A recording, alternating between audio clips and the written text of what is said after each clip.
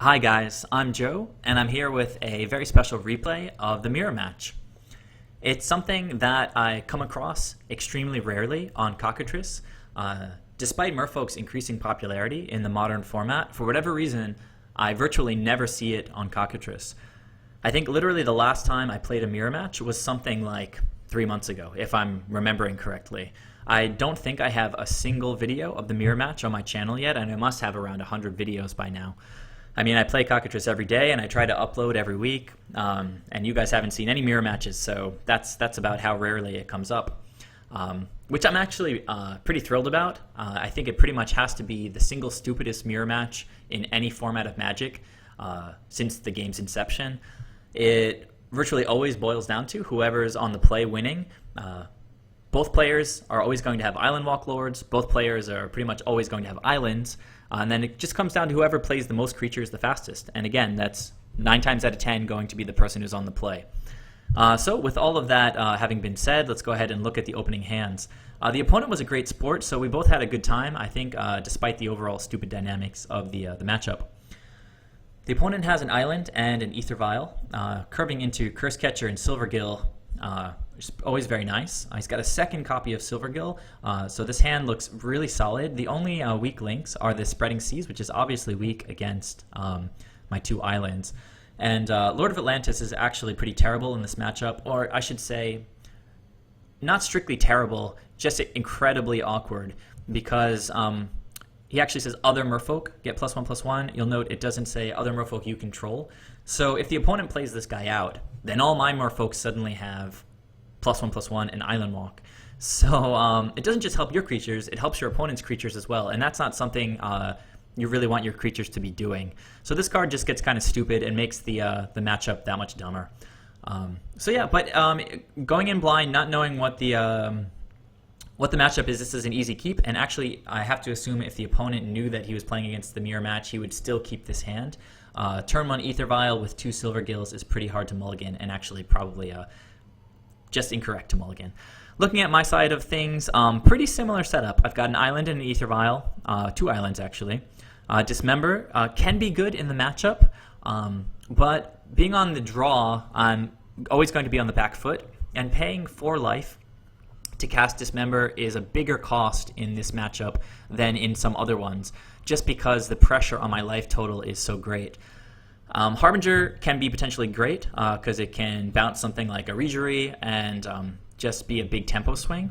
I have a Reejerey of my own, and you can see one of these bad lords as well. But again, blind, this is an easy keep against pretty much any deck, and against the mirror, I have to say, again, probably a correct keep as well. So both players keeping, the opponent's going to open with island into AEther Vial. I draw a Spreading Seas, so my hand is looking more and more similar to the opponent's. Spreading Seas, again, pretty dead draw, pretty terrible top deck there. Opponent hits a Harbinger, so again, hands just growing increasingly similar. Well, note that the opponent did not hit a second land. Pretty awkward, so he just has to pass the turn here, giving me the chance to claw my way back into this game. Unfortunately, I hit another one of these bad lords. This is pretty much the single worst creature that you can lead with in the mirror match, because if you play this guy, if you take your turn spending mana to put out a Lord of Atlantis, the opponent's going to activate his AEther Vial, being on the play, and start swinging with Island Walk before you even get to attack with these guys. So I'm kind of forced to use my mana, maintain positive tempo, and get a body onto the board to start dealing some damage. The opponent's going to activate his AEther Vial and bring in his Cursecatcher, and he drew into a Mutavault, which is fantastic because he's got these Silvergills to unload. So here's Silvergill 1, revealing Silvergill 2. And he draws into Master of the Pearl Trident, which is maybe the best card in this matchup because it gives all your Merfolk Island Walk while not gifting it to your opponent's creatures. So the opponent here actually allowed me to block the Cursecatcher if I wanted it. I saw it as an obvious ploy to trade off his 1-drop for my 2-drop. Now this Harbinger, as I mentioned, basically a vanilla 2/2. None of this text at this point is relevant because I didn't play him to bounce somebody. But the 2 Devotion on board is pretty much all I have going for me at this point. I have to maybe pray that I'm going to draw into something like, well, at this point, Master Waves doesn't even do anything because the opponent already has the pressure of Island Walk going for him. So if we look at the opponent's board, even though he missed the beat of hitting his second land drop on turn 2, he had to wait till turn 3 to hit his land drop. AEther Vial has totally kept him in the game because having played it on turn 1, by turn 3, he's able to bring in Master of the Pearl Trident despite not having access to 2 blue sources. So his curve is pretty much still intact, and next turn he's going to have access to 3, 3, and 2, swinging for 8 Island Walk. If he then plays any other creature, which we see he has plenty of, this is representing a 2-turn clock right now, and I'm sitting here with just a stupid Harbinger of the Tides. So you can see how frustrating the mirror match can be. So, I mean, fortunately for me, I drew into, as I mentioned, what is probably the best card in the matchup, but I'm just so far behind here. You can see this lull in the game replay track. I thought quite a lot about what to do. I mean, my options basically, yeah, you can see me thinking here, if I were to play out this guy and this guy, I could swing for 4, try to get a clock going, but this guy is just death because he makes all the opponent's creatures bigger and gifts Island Walk to this guy's Island Walk Lord. So it just increases his clock that much more. Actually, if I play out this Lord and then he plays out his Lord, next turn he's going to be swinging for 5, 5, 4, and 4, and that would actually be just straight up lethal. So this guy, neither of these guys are an option for me. They're already dead cards in my hand. Merrow Reejerey is a little bit weaker in this matchup than it is in a lot of other matchups, just because his casting cost of 3 can be more of a liability because, as you see, the game has already reached its sort of pivotal moment, and neither of us have 3 lands or an Aether Vial on 3 yet. So this guy's also dead at this point.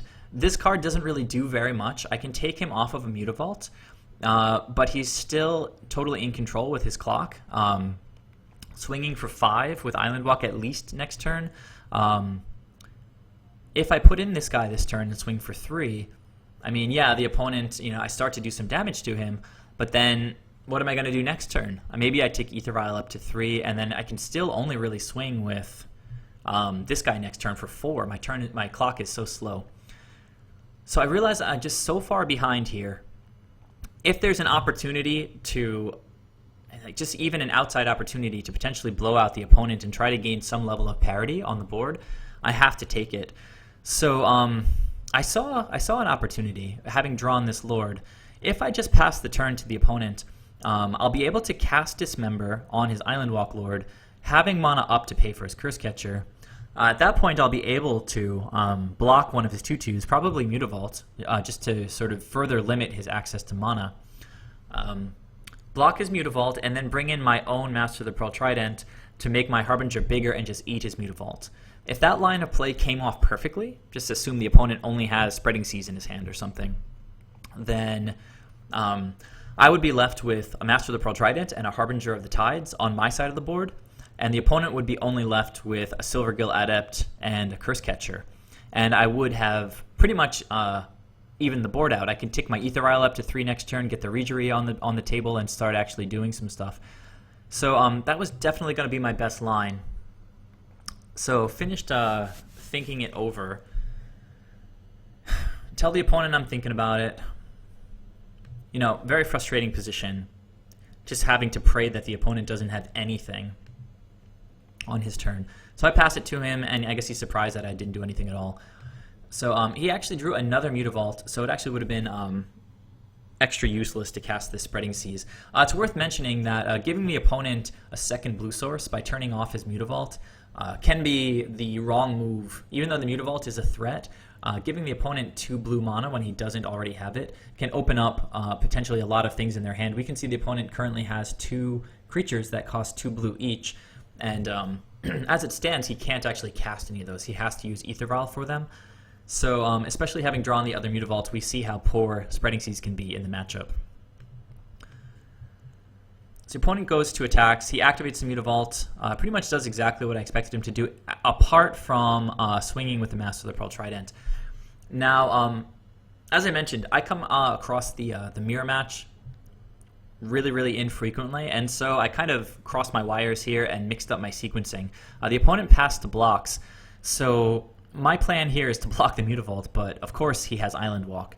So I point to block, and the opponent embarrassingly has to remind me that the Mutavault has blocks. Now, this would have been extra terrible in a tournament situation, because by me indicating that I'm trying to block, I'm indicating that I've passed priority, past the end of attacks, to go into the block step. And at that point, once we're in declare blocks, I can no longer cast Dismember. I don't have any priority. I have to declare my blocks. So I could have declared a block against the Master of the Pearl Trident, and ultimately that might have worked out better for me, just given the fact that this guy has another Island Walk Lord. But since this is Cockatrice, I just said, sorry, my bad. Like, I just wasn't thinking clearly. So I'm going to, at the end of attacks, dismember his Island Walk Lord, hoping to set up the blowout that I previously outlined. He says in response, it's not really necessary to do this in response. He's going to have priority to activate AEther Vial before we go to blocks. Brings in his second Island Walk Lord, and even though this buffs my creatures, I only really have the Harbinger of the Tides, and this is going to allow his creatures to not be blocked by me. So I'm going to go ahead and go from 14, take 8, and go all the way down to 6. So I went for it. Opponent was way too far ahead. He had the second Island Walk Lord, and I'm still sitting here with this stupid Harbinger of the Tides. Yeah, and so that was game 1. You can see how important it is to be on the play. The opponent even missed his second land drop and still just was utterly dominant. All right, game 2. Let's hope things turn around a little bit here. I'm going to be on the play, and I'll have the advantage. I've got 3 lands, and including 2 blue sources for creatures. We can see that I have no islands, which is going to be a huge advantage in this matchup. Silvergill, Master of the Pearl Trident, Harbinger are all huge creatures in the mirror match, and AEther Vial is obviously spectacular. On the opponent's side, he's only got 1 blue source, but he's got Cursecatcher and Dispel. Harbinger and Master of the Pearl Trident, again, the hands looking relatively similar. Unfortunately, the opponent sided in Dispel. I think it's just strictly a poor move. Merfolk, at most in the main deck, tends to run something like, 3 to 5 instants, maybe between 2 and 5 instants, depending on the builds. And bringing in Dispel, you're hoping that A, your opponent draws his instants, B, your opponent casts his instance, and C, you have the correct mana up when you need to cast Dispel. When I'm casting my instance, for all those things to align, is incredibly sort of the chances seem really low, and I don't know. It's just a terrible card to bring in, and so this is basically a mulligan to 6 because he sided in Dispel against me. But I think it's still an easy keep for both sides. Good cards for both of us. I'll open with Oboro, the non-island blue source, into AEther Vial. Opponent draws another Cursecatcher, but without access to AEther Vial, this Dispel becomes increasingly terrible, or I should say, even more terrible than it would be if he had AEther Vial, because he's going to have to tap out every turn to cast his creatures, and is never going to have mana up to use the Dispel. So my AEther Vial goes up to 1. I drew into a Dismember, which is funny because I was just talking about how bad Dispel is, and I drew into an instant. But Dispel is still not good because, as I mentioned, the opponent's going to have to tap out every turn to keep up board parity. I play the Cavern here, playing Silvergill Adept and revealing my Island Walk Lord, opting to keep the Harbinger of the Tide secret. Drawn to a Tidebinder Mage, I'll just say quickly that I take out 3 of my Spreading Seas in this matchup to bring in my 3 Tidebinder Mages. Spreading Seas, as we saw last game, I should say, is Spreading Seas is a pretty dead card in this matchup. I choose to leave in the 4th just because I don't think any of the cards in my sideboard are better than Spreading Seas. I think Spreading Seas is much better than Dispel. The only possible card that I might take in from the sideboard to bring out the last Spreading Seas is a single Hurkyl's Recall. But it's sort of 50-50 because it's rare that Spreading Seas can be good, but it can happen if the opponent has a really key Mutavault that I need to take care of, or if the opponent happens, like me, to just be playing all non-island blue sources, then Spreading Seas can actually pull its weight. But a lot of times it's just dead. That's the same goes for Hurkyl's Recall. If the opponent happens to play an early AEther Vial and be screwed on lands, like the opponent happens to be here, then Hurkyl's Recall can set the opponent back on tempo a huge amount. So I don't know. It's 6 half a dozen, and at least Spreading Seas cycles. So I leave one of them in and just take 3 out, bring 3 Tidebinders in for extra bodies. The opponent is probably happy to see the Silvergill. He's going to try to trade his Cursecatcher with Silvergill, but I'm not going for it. I'll just take 1 damage. I was in the middle of saying he might be happy to hit the Silvergill, but he much rather would have hit AEther Vial like he just did. Very clunky, having no mana to play his AEther Vial. I'm going to be able to take mine up to 2 here. And I drew an Echoing Truth. Nice to have access to interactive spells. Could be a little clunky with the opponent's Cursecatcher on the board, but I do have a Harbinger of the Tides here. I'm certainly not going to use my Dismember on either of these lesser creatures here. I'm saving that up for that guy in particular. So anytime the opponent has a tapped creature, as long as it's not something that gets huge advantage, huge value when it enters the battlefield, something like a Silvergill Adept, don't really want to bounce that guy with Harbinger, don't really want to bounce things like Snapcaster or Vendilion Click, obviously, with Harbinger. But bouncing a Cursecatcher, even though it's a 1-drop, I'll take that value. You know, that's some good tempo right there. So back to the hand he goes. I'll use AEther Vial to bring in the Master of the Pearl Trident. And now if the opponent chooses not to play out his Cursecatcher again next turn, but instead like a Reejerey or something, I have mana up for Dismember. Opponent does hit that second blue source. He's going to use Mutavault to bring out AEther Vial here. And I think he needs to keep hitting land drops, so he's probably going to play the Silvergill here. And reveal the Cursecatcher that I bounced. That's really good. Draws a Wanderwine Hub, which is nice because he's got so much stuff he wants to get rid of out of his hand here. And Wanderwine Hub is going to open up his mana a little bit, open up his options. So I'll untap. I'll keep AEther Vial on 2 here. Now I draw into a 4th land myself. This is probably decent in this spot because I want mana to activate Mutavault. I want mana... Okay, it's pretty cool now because Echoing Truth... is really sweet because the opponent has 2 Silvergills. As I just mentioned that you don't really want to bounce Silvergills, but the opponent, his AEther Vial is 2 turns away from getting up to 2 counters. So these Silvergills are going to take a while to get back onto the table and take even longer to start dealing me any damage. I've got an AEther Vial on 2 myself. My Silvergill Adept will be sort of collateral damage from this Echoing Truth, but it's actually huge value because I'll be able to use AEther Vial to bring him in and draw an extra card. So some pretty cool interactions here between Echoing Truth, Silvergill Adept, and AEther Vial on 2. So as I mentioned, I'm going to activate Mutavault and just attack with Island Walk for 9.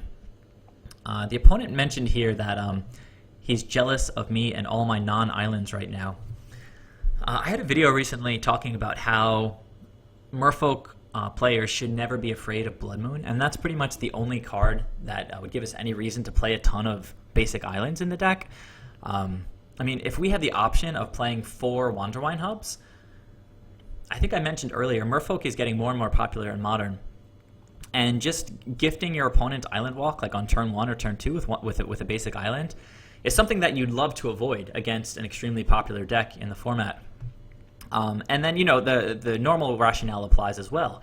The more non-basic blue sources we run, the stronger we are against Choke, which is a real threat to Merfolk decks. My opponent, I think, plays... Well, I don't know how many islands he plays specifically, but most Merfolk decks, I think, run around 12 islands, which if you run 20 lands, is 60% of your mana base is basic islands. So you're almost always going to be forced to play out 1 island at the minimum, giving your opponent access to Island Walk with an Island Walk Lord. My deck is sort of the inverse of that. I have only 8 islands, so 12 non-basic lands. So I only have 40% of my lands being islands. So the opponent, 50% more of games is going to be forced to give his opponent Island Walk. And as you can see, I had no problems casting my spells this game with the lands that I've drawn. Actually, they've been wonderful. So I encourage all you Merfolk players out there to run a playset of Wanderwine Hubs. Get your island count under 10. There's no reason to be running 10 or more basic islands, just because it makes you weak to Choke, and it also makes you weak to Merfolk. Alright, so carrying on, the opponent took 9 damage. And I'm going to go ahead and cast Echoing Truth, which is a lot of fun. Get Silvergill back, and there's no benefit to bringing him into the battlefield right now. So I'll just wait until the opponent's end step for that. He's got 9 cards in hand after bouncing the 2 Silvergills. AEther Vial is still on 1 counter, so pretty slow here. The opponent will bring in 1 Silvergill, reveal the other Silvergill. Looks like he drew another land. Okay, he's going to bounce my Harbinger, trying to slow my clock down a little bit. Seems like a reasonable thing to do, but I'll go ahead, bring in the Silvergill, and draw another card. I hit that extra Wanderwine Hub. And another Mutavault, so I'll play the Mutavault, much more valuable than a Wanderwine Hub at this point. It's another body that can help me close out this game. I had to feel my opponent probably feels as helpless as I did in Game 1 right now, because I was on the play, I've got access to Island Walk, there's not much he can do against me at this point. Swinging for 6, the opponent's going to go all the way down to 2. I'm going to be able to follow up with Tidebinder Mage just to get some another body on the board. And then I'll have Harbinger up with AEther Vial if he's threatening any kind of pressure on his attack next turn. Alright, opponent draws a Tidebinder Mage. Looks like he sideboarded that guy in too as well. Now that is a smart call. We saw how bad Dispel is. Alright, so the opponent scooped it up at that point. So far the match going pretty much according to how you'd expect it. The opponent easily winning Game 1, me relatively easily winning Game 2. Let's go ahead to the third and final game of the match and see how things closed out. Alright, opening hands. The opponent's going to be on the play, and we already see that he kept. Let's see what that looks like. Island, Mutavault, 3 Island Walk Lords. Now that's a little bit clunky, especially being on the play. He's not going to have a lot of draws to hit that second island before these guys become a liability. Cursecatcher on turn 1 is always decent. Any land will let him cast Merrow Reejerey, but not until turn 3. So pretty dicey hand on the opponent's side. But again, it's another one that's sort of difficult to mulligan because you have so much gas, right? And being on the play, you want to be the one pushing damage. You've got a turn 1 Cursecatcher. If he plays the Cursecatcher turn 1 and draws into an island turn 2, then he's going to be swinging for 2 on turn 2. And then he'll be swinging for 6 on turn 3, so I'll go down to 12. And then on turn 4, he can play another Lord, and he'll be swinging for 12. This is, if he draws a blue source on his first draw next turn, this is pretty much a textbook turn 4 kill from Merfolk. Cursecatcher turn 1, swing for 2, turn 3 swing for 6, turn 4 swing for 12. 2 plus 6 plus 12 is exactly 20. That assumes, of course, no interaction like Harbinger, Bouncing Creatures, or Echoing Truth. But we can see why the opponent would keep this hand. On my side of things, again, I have plenty of lands with no islands. Now that is a strong incentive to keep against Merfolk. Even though my hand looks relatively weak on threats, I do have Echoing Truth and Harbinger to slow the opponent down, and Silvergill to draw me into more potent threats. So even though it looks a little bit terrible, this is actually a snap keep for me, especially on the draw. We can see the opponent's Island Walk Lords much weaker against a hand that doesn't actually have any islands in it. And the opponent almost certainly sideboarded out all of his Spreading Seas. So keeps on both sides. The opponent will open with Island into Cursecatcher. I drew into a 5th land, which makes me feel a little bit worse about keeping my 4-land opener. Pretty much just losing my draw step there. I'm not going to play this island this game. Alright, so the opponent hits AEther Vial, does not hit a second blue source. So that turn 4 win is off the table. But the AEther Vial is going to help equalize his tempo. Alright, so Dismember is a nice draw, set back a little bit by the Cursecatcher. Very clear turn 2 play for me. I'm going to reveal the Silvergill Adept for the Wanderwine Hub, and then reveal my Harbinger to cast the Silvergill Adept, hopefully hitting something really good. And here's a Master of Waves, which, funnily enough, is typically super clunky in the mirror because we often don't even get to 4 mana being on the draw. The opponent just wins a lot of times on turn 4. If I get this guy out and make a bunch of tokens, the opponent doesn't have Island Walk, and I can chump block for days. So actually pretty happy to have hit that Master of Waves. Opponent ticks up his slow Aether Vial to 1 counter, has finally hit that that second blue source he's needed. And we'll see how he chose to play it out. Optimizing his mana, he plays out the Reejerey. Can't blame him, that seems like a pretty solid play. He's going to try to trade my Cursecatcher, but I'm not having it since my plan at this point is to get Devotion online for Master of Waves. I'll happily go down from 19 to 17. Cursecatcher doing good work so far for the opponent, already having dealt 3 damage to me. Alright, I draw Harbinger of Tides, which, again, is nice. Always gets value, even if it's bouncing a Cursecatcher, even though the opponent has an Aether Vial on 1. So, sequencing here with the Cursecatcher in play is just a tiny bit awkward. Need to be a little bit careful. If I were to play a Harbinger first and bounce a Cursecatcher, if I try to Dismember the Reejerey then, he can just Vial the Cursecatcher back in and counter my Dismember. So very important that I actually play the Dismember first. The opponent would never sack a Cursecatcher in the face of 2 open mana. So definitely going to get rid of this Dismember. Don't want the opponent having access to Reejerey's explosive ability next turn. I'll go ahead and attack with Silvergill. There's no way he's going to trade Reejerey for Silvergill, so I feel totally comfortable with that attack. And at this point, as I mentioned, I'm going to lead with Dismember, because the opponent is not going to be able to counter it, even if he had a second Cursecatcher for the Aether Vial. Feel good getting rid of that Reejerey, but feel bad going down to 13. You really don't want your life total to be going lower. Harbinger going to bounce that Cursecatcher. A little bit awkward with the Aether Vial on 1, but if the opponent did have a second Cursecatcher in hand, at least we'd prevent him from getting both of them onto the board. Alright, so opponent draws another blue source.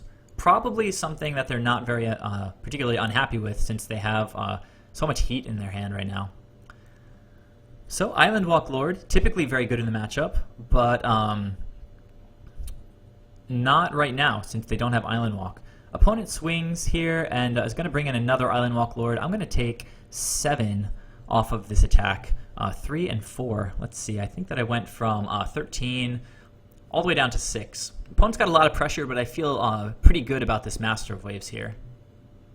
And I draw a second Master of Waves, which is really exceptional, because this Master of Waves will give me 4 tokens, which is exactly enough to chump block all of his creatures if he chooses to attack next turn. And then the second Master of Waves would give me 5 tokens, and they'd all be 3/2s. And with this Echoing Truth in play, I feel like I'm right in the game. So I'll point out again just how strong it is having access to all of these non-island blue sources. Reveal the Master of Waves for Wanderwine Hub, cast the Master of Waves, get 4 tokens, and with terrible sort of attacks lined up here, I'll just pass back to the opponent. He draws another Island Walk Lord. This is actually kind of ironic, I guess, since he's drawn virtually perfect cards against the mirror. Now, why does he choose to just pass here? A little bit curious. Because I guess he's not going to play this Lord at this point, and he can Vial in this one. Might want to try to lure in, well, no, he doesn't know, he's not thinking I'm going to attack these elementals at this point just because he can eat all of them. But I know that they're all going to become 3/2s, because I have a second Master, the Master of Waves. So there he is. All my guys will become 3/2s. I'll get 5 more of these guys. At this point, my opponent and I start discussing our mana bases, about how many islands we play. At this point, I'm on 8. Recently, I was on 7 with 3 caverns. But I just found myself getting into a few too many situations where I needed that extra blue mana for something like Spreading Seas or Echoing Truth, and Cavern of Souls was unable to provide it. So the margin between 2 caverns and 3 caverns is so small, but at this point I'm leaning towards running 2. So I'm up to 8 islands, which is still far fewer than most Merfolk decks, maybe even like a third fewer. I think most run 12, as I think I mentioned.